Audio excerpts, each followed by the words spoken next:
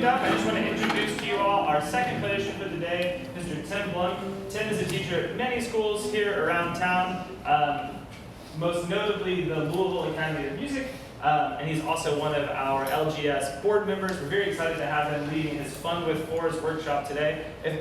Hopefully you all have a handout. If you don't have a handout, there are some more copies up here, and if we need more, please don't leave without one. We'll make more copies. Thank you, Tim. Is there someone here from Piedmont Orchestra? Have they arrived yet? I think not. Oh, sorry. It's got to be a long bus ride. Okay.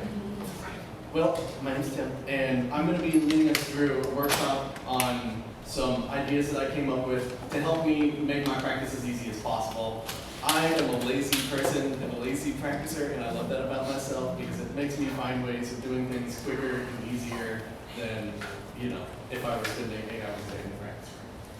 Does everybody know this exercise? Kayla just covered it. This is something that I figured out early on when I was still playing electric guitar and doing a lot of jazz guitar work, wanting to just get my left hand out of the way when I was playing and improvising. So it's the 1, 2, 3, 4 exercise is how I call it. And, this should be familiar. The way I play it, I like to go up with it, and then it's 4, 3, 2, 1 on the way down.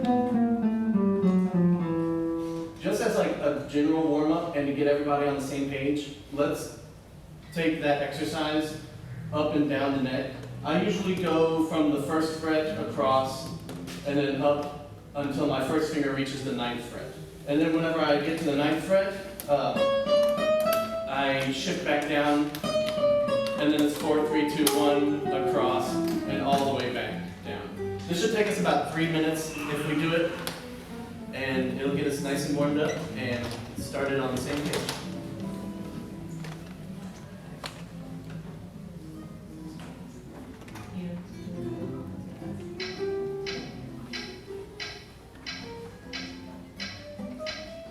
All right, so let's give it a try. I'm going to do 8th notes at this speed. 1, 2, 1, and 2, and ready, go, and.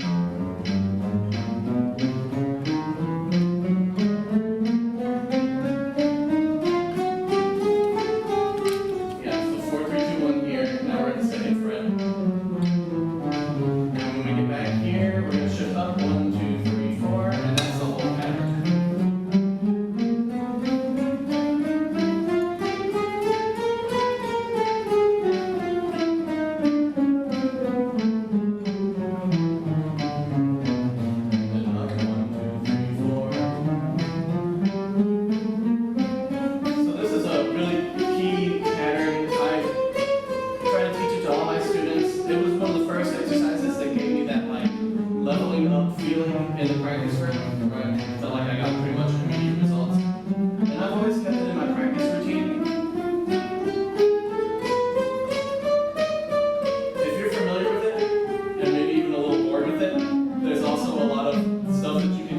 This exercise, you could add slurs. 4,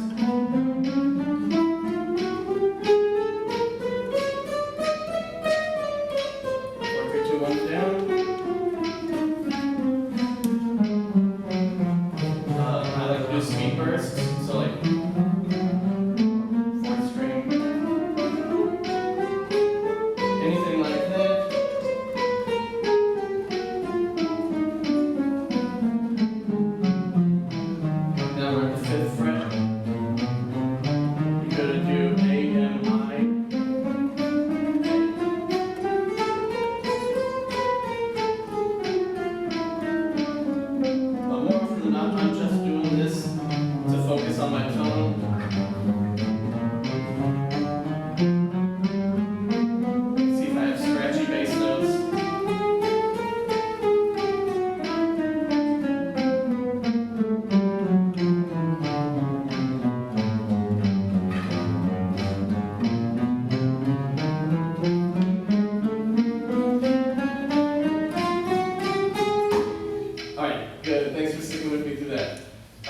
So that is kind of 2 patterns. We can look at it as 1, 2, 3, 4, and 4, 3, 2, 1.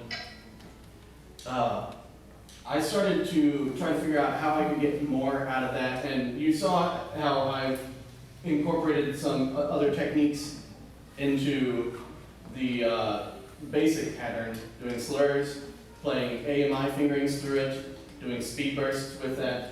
Another thing that I started to mess with were taking the fingers and mixing them up and trying to play all the combinations that I could. And that's what you have on the handout that's called Fun with 4.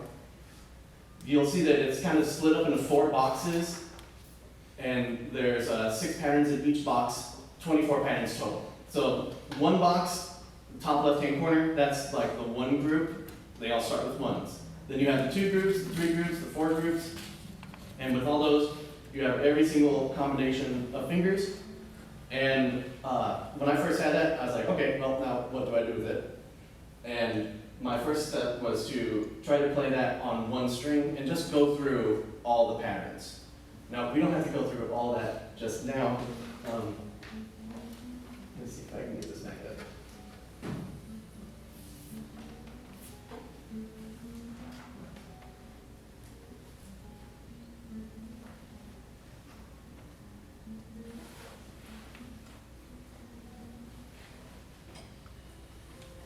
Oh, I got it. So, let's try to go through all of these patterns. And if we're doing the left hand, we're just looking at these numbers. We'll get to the letter stuff later. But yeah, let's try to go through 1, 2, 3, 4, 1, 2, 4, 3, 1, 3, 2, 4, and on. I'll lead us through it one time, and we'll do it slower. How about quarter notes at 60? We're doing the whole like show of the neck. Oh no, this will just be on 1 string. So just to familiarize ourselves with like the pattern of all the different 1 group notes. I'll demonstrate it one time on my own. So I'm just going to be playing basically like 4 measures or 6 measures. So I start with 1, 2, 3, 4. 1, 2, 4, 3, 1, 3, 2, 4, 1, 3, 4, 2.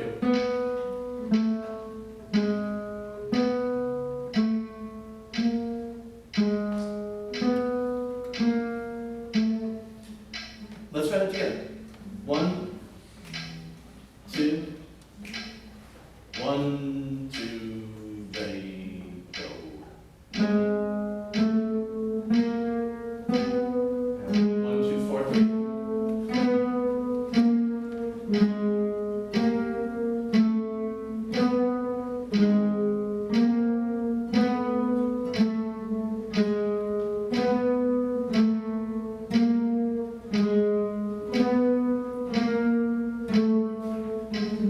Good, yeah. And since there's 6 of them, this is a good pattern to shift with. So just like we had the 1, 2, 3, 4s going across, up, backwards, across, we can shift with these 6 individual patterns on the 6 different strings. I'll demonstrate that one time, and I'll do it a little faster. I'll play 8th notes at this speed, but just so you guys get an idea of how I'm doing this, I'm going to play, 6th string, 5th string, 4th string, 3rd, 2nd, 1st, and then 1st, 2nd, 3rd, 4th, 5th, 6th. So I get all the patterns twice across and back.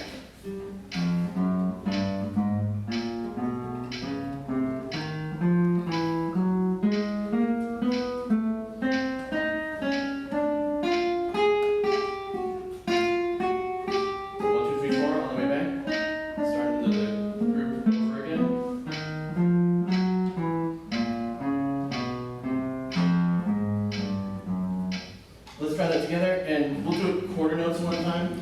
1, 2, 1, 2, ready, go. And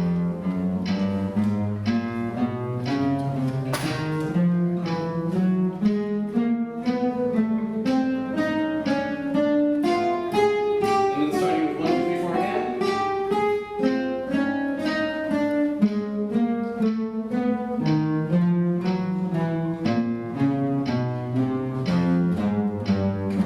Yeah, and then we can do that same thing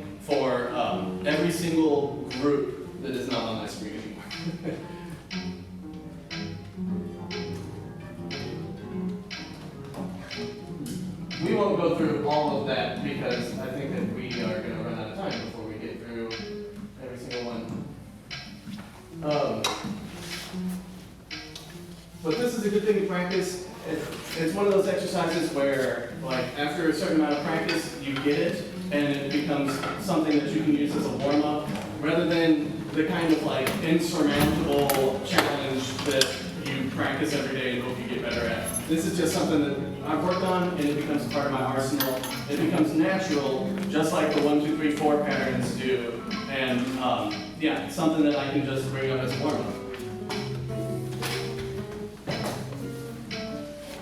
Some ways that I have like further hacked my practice with this material, because like I said, I'm a lazy practicer. What I'm trying to do is I try to find the thing that I need to practice and stick with that.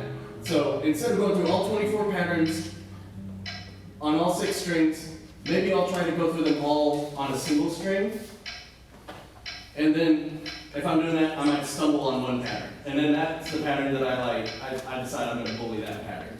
And I will practice that one specifically. So for me, it's usually 3, 1, 4, 2. That is the one that is tricky for me, especially if I'm trying to shift it. So something about having to lead with the 3rd finger after the 2nd one is holding. It's a little weird. So that's the one that I single out. Maybe at the end of working on some of these other ideas. And that's how I choose to practice with this stuff. You can find your own ways through this. There's a whole lot of variations that you can bring to this. So this was an exercise that I kind of came up with when I was still doing a lot of the guitar. When I started playing more classical, I was like, okay, I have like 4 more fingers that I can use to try and, exercise with. And so that's why underneath each pattern is a right hand arpeggio, and basically if I think of like P is 1, I is 2, M is 3, A is 4,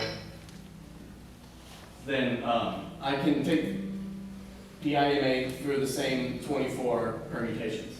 Let's go through some of those really quick.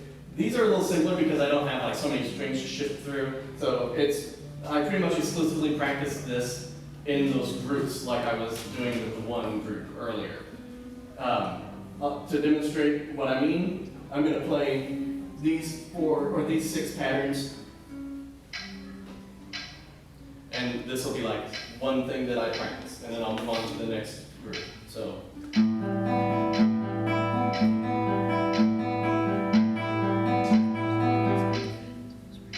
And then it'd be.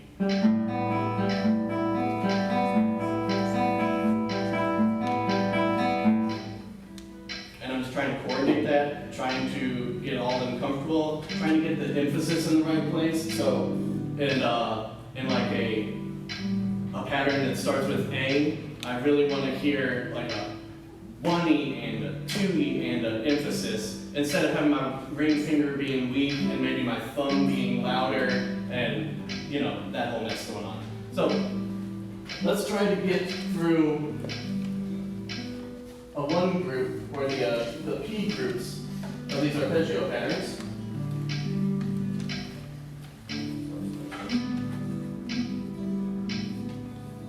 This is a little harder to read, so if you have some trouble keeping up with this, that's totally fine. I'll just do this at quarter notes and practice it at home to try and get it to flow. Alright, so we'll do this group, basically 6 measures, one time down the list. 1, 2, ready, go. Now P, I, A, M. P, M, I, A. P, M, A, I.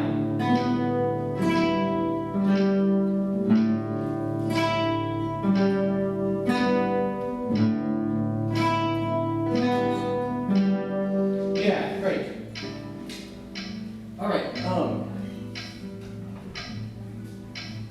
And then same thing as the other patterns, the way that I try to hack this practice is I find what patterns are the weakest and explore those the most. Usually it's going to be the patterns that start with the ring finger.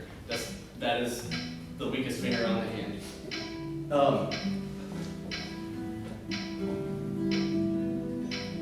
once you're comfortable with these patterns, and you start incorporating other techniques and variations into it, you might want to explore this idea where I have different rhythms applied to the patterns.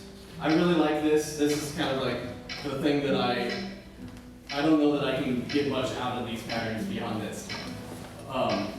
When I was first warming up with 1, 2, 3, 4 with you guys, I talked about doing speed bursts, and then when I was talking about having the emphasis in the right place in the arpeggio patterns, talking about moving accents, this exercise gets us both of those things. So we're going to start off by playing a pattern, and it can be 1, 2, 3, 4, or it can be PIMA, whatever. We'll play it one time in eighth notes, and then one time in triplets. The triplets are going to get us like a moving accent pattern. So instead of just 1, 2, 3, 4, it'll come out 1, 2, 3, 4, 1, 2, 3, 4, 1, 2, 3, 4, getting us all those accents. Then finally we go back to regular, and then we have a speed burst at the end with 16th notes. So if I'm doing this with PIMA, then it comes out like this. And this is, yeah, PIMA, all open strings.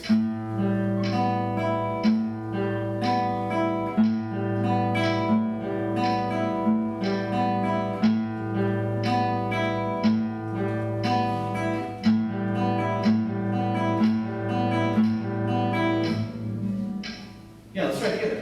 1, 2, ready, go.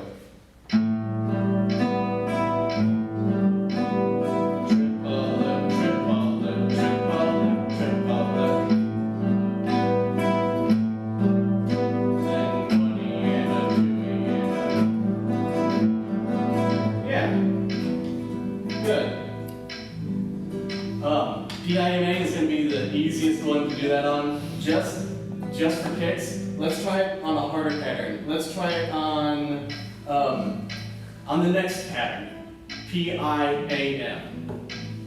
1, 2, 1, 2, PIAM.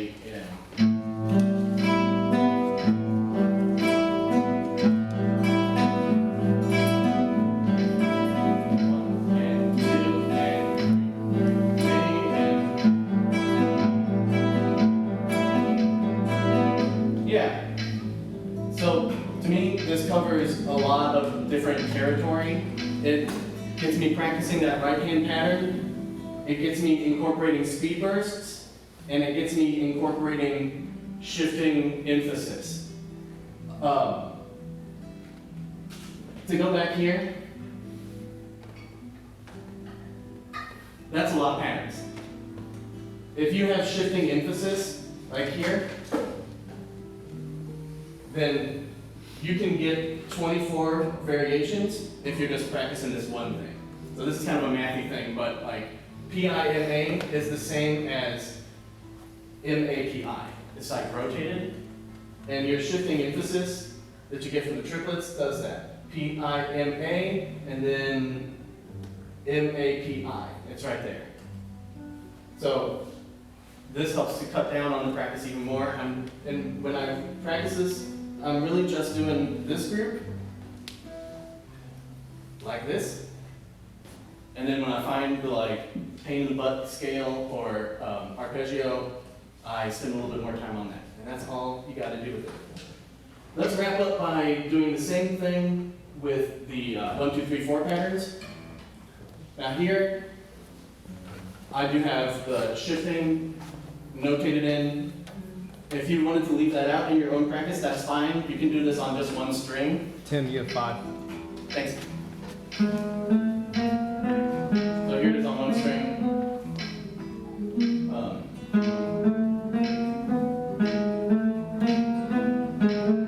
wait, that's the 16th note, sorry. 1, 2, here I go.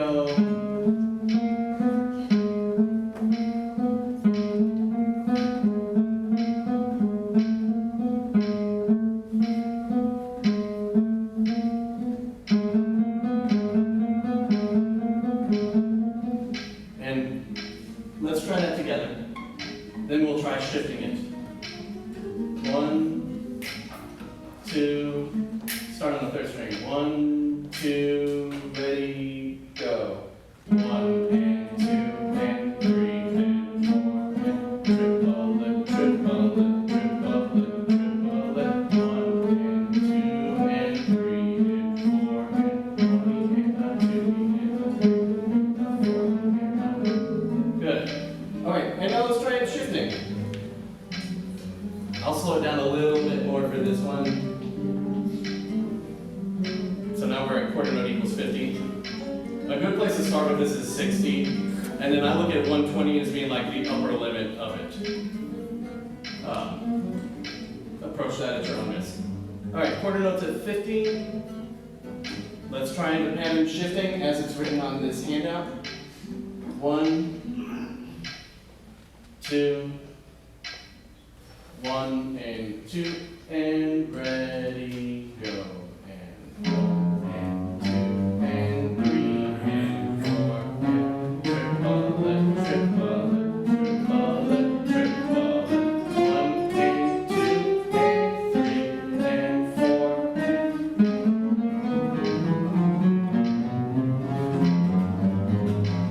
great. Yeah, so that's pretty much it. That's something that I try and do every day, and it's my way of covering several different exercises at once. Does anybody have any questions about any of this stuff? All right, thank you guys.